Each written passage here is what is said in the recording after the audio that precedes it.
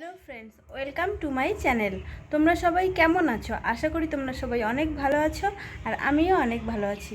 আজকে দোল উৎসব, আর এটা আমার ফার্স্ট ব্লগ। তোমরা সবাই আমার পাশে থেকো। আর দোল উৎসব কীভাবে পালন করি চলো তোমাদের সঙ্গে শেয়ার করি। বরমশাই সকালে বাজার করে নিয়ে আসলো, তারপর সবজি বাজার করলো আর নিয়ে এসেছে চিকেন। এবার সেটাকেই রান্না করব। তারপর সব কিছু কেটে কুটে নিব। কেটে নেওয়ার সময় দেখো আমার কি অবস্থা, পেঁয়াজ কাটতে গিয়ে চোখ দিয়ে একদম কান্না করে ভাসিয়ে দিচ্ছি। এই দেখো পেঁয়াজ কাটলেই আমার চোখ দিয়ে জল বেরোয়। আশা করি সবারই এরকম হয়।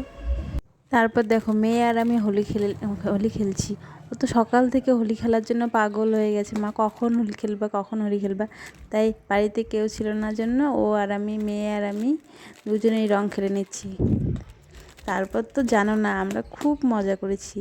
ওই এখন তো কেউ আসেনি, তাই এই ফাঁকে আমরা দুজনেই রং খেলে নিচ্ছি।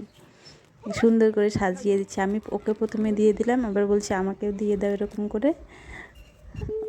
এই দেখো আমাকেও দিয়ে দিয়েছে ওরকম করে। তারপর এবার বরের সঙ্গে হোলি খেলবো। এই দেখো এবার বরকে দিয়ে দেব। বরকে দিয়ে দিলাম। ও বলছে আমাকে প্রণাম করলে না, তাই দাঁড়াও প্রণাম পরে করবো, আগে রংটা দিয়ে নিই। মাথাতে দিয়ে দিলাম, ও আমাকে দিয়ে দিবে। দেখো দেখো রং মাখিয়ে পুরো ভূত করে দিয়েছে। এবার যাব ননদের বাড়ি। আমার জামাইবাবু এসেছিলো, আমাকে বাড়ি থেকে নিয়ে এসেছে, সেটা তোলা হয়নি।